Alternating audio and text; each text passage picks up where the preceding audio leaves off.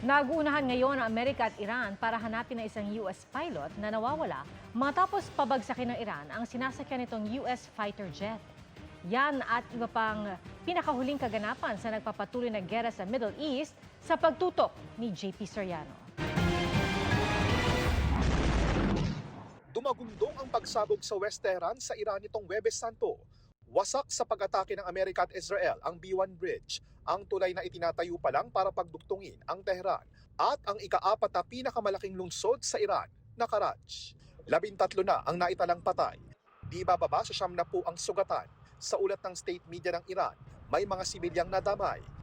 Ayon sa isang opisyal ng Iran, hindi pa nabubuksan ang tulay na para sa mga sibilyan at walang kaugnayan umano sa military operation. Pero ipinagmalaki ni US President Donald Trump sa social media ang pagpapasabog sa tulay. Nagbanta rin siyang sunod na titirahin ng iba pang tulay at power plant sa Iran.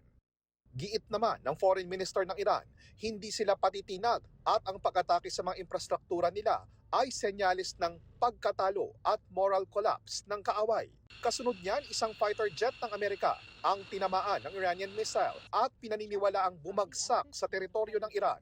Nasa gitna ng US military ang isa sa 2 sakay ng crew member nito. Pareho namang hinahanap ng Amerika at Iran ang isa pa. Natamaan pa ng Iranian strikes ang 2 US Black Hawk helicopters na nagsasagawa ng search and rescue operation.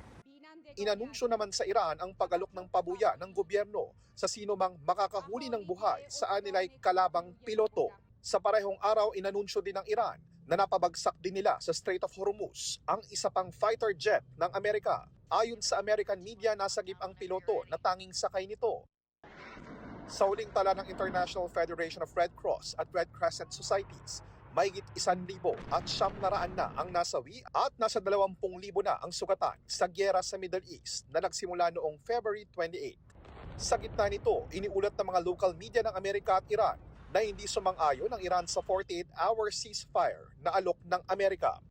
Ayon sa American media, opisyal na umanong sinabi ng Iran sa mga namamagitang bansa na hindi na sila makikipag-usap sa mga opisyal ng Amerika sa mga susunod na araw dahil hindi umano katanggap-tanggap ang hinihingi ng Amerika sa kanila. JP Soriano, Nakatutok, 24 Oras.